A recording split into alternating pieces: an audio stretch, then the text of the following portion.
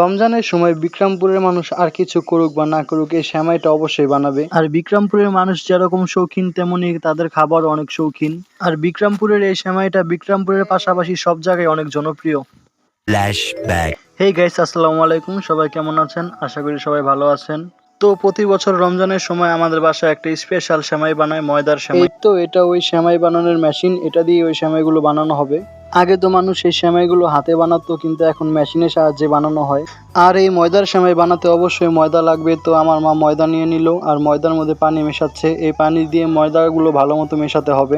আর এই ময়দার সাথে পানি মেশানোর সময় অবশ্যই একটা বিষয় খেয়াল রাখতে হবে, বেশি পানি দেওয়া যাবে না, অল্প অল্প করে ময়দা মেশাতে হবে। তো আমার মা এখানে ভালো মতো ময়দাগুলো মিশিয়ে নিচ্ছে।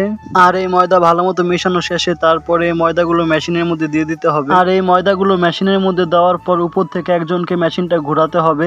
যত ঘোরাবে ততই এখান থেকে সেমাই বের হবে।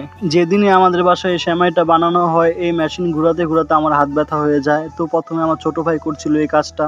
তো ফাইনালি এখন নিচ দিয়ে সেমাই বের হচ্ছে, কারণ উপরে অনেক ঘোরানো হচ্ছে। উপরে যত ঘোরাবে নিচ দিয়ে তত সেমাই বের হবে। রোজা রেখে এই সেমাই বানানোটা খুবই কষ্টের, তবু আমাদের বাসায় এটা প্রতি বছরই বানানো হয়, কারণ এই সেমাইটা খেতে অনেক মজা। তো আমার ছোট ভাই এখন মেশিনটা ঘোরাচ্ছে, তারপর আমি ঘোরাবো।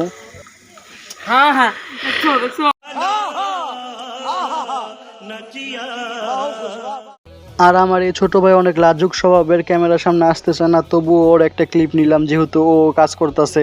এই তো মেশিন থেকে লম্বা লম্বা করে সেমাই পড়ছে, আর মা এগুলো হাত দিয়ে ছিঁড়ে ছিঁড়ে প্লেটের মধ্যে রাখছে। আর এই সেমাইগুলো রোদে শুকাতে দিতে হবে, আর রোদে ভালো মতো শুকিয়ে গেলে এই সেমাই একদম রেডি খাওয়ার জন্য। এই তো আমাদের 1 প্লেট সেমাই রেডি। এখন এটা আমি রোদে শুকাতে নিয়ে যাচ্ছি। সেমাইটা হাতে করে নিয়ে যাচ্ছিলাম, আর মনে মনে দোয়া পড়ছিলাম যাতে ঠিকঠাক মতো উল্টাতে পারি, কারণ এই প্লেট উল্টানোর কাজটা অনেক কঠিন। 19-20 হলে নষ্ট হয়ে যায় সেমাই। তো ফাইনালি পারফেক্ট ভাবে সেমাইটা উল্টে দিয়ে আসলাম। তো এখানে 1 প্লেট সেমাই উল্টিয়ে দিয়ে আস্তে আস্তে এখানে আরেক প্লেট সেমাই রেডি হয়ে গেছে। এভাবে প্রায় 6 কেজি ময়দার সেমাই বানানো হবে আমাদের আজ। তো এই প্লেটের সেমাইও রেডি। তো এখন এটা আমি উল্টাতে যাব।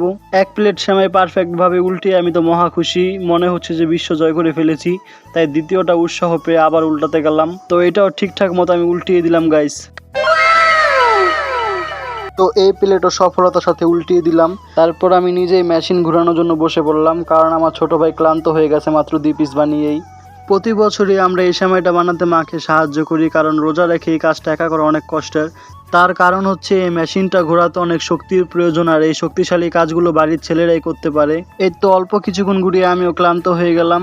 আর আমাদের সেমাই বানানোর কাজও প্রায় শেষ, এটাই শেষ প্লেট। তো আপনারা হয়তো অনেকেই এই সেমাইয়ের নাম জানেন না, এটা হচ্ছে ময়দার সেমাই। আর এটা আমাদের বিক্রমপুরের মানুষেরা প্রতি রোজার মধ্যেই বানায় ঈদের দিন খাওয়ার জন্য। বলতে গেলে এটা মুন্সিগঞ্জের একটি ঐতিহ্যবাহী খাবার। আর ঈদের দিন অন্যান্য সেমাইয়ের পাশাপাশি এই সেমাইটাও বানানো হয়, আর আমরা সকলে এই সেমাইটা খেয়ে ঈদের নামাজ পড়তে যাই। আর এই সেমাইটা খেতে অনেকই মজা হয়, কারণ এটা বাসায় বানানো হয়, এতে কোনো ভেজাল মিক্স করা হয় না। তার কারণে এই সেমাইয়ের টেস্টটাই আলাদা। আর এই সেমাইটা এখন আমাদের মুন্সিগঞ্জের পাশাপাশি অন্যান্য অঞ্চলেও বানানো হয়। কোন কোন অঞ্চলে এই সেমাইটা বানানো হয় অবশ্যই কমেন্ট করে জানাবেন। আর সেমাই বানানো শেষে এখন আমি সেমাইগুলো পাহারা দিচ্ছি, যাতে কুকুর বিড়ালে সেমাইগুলো নষ্ট না করতে পারে। তো আপনাদের কাছে ভিডিওটি কেমন লাগলো অবশ্যই কমেন্ট করে জানাবেন। আর ঈদের বেশি দিন বাকি নেই, আপনাদের সবাইকে ঈদের দাওয়াত রইল, অবশ্যই আসবেন। সবাই ভালো থাকবেন, সুস্থ থাকবেন। আল্লাহ হাফেজ।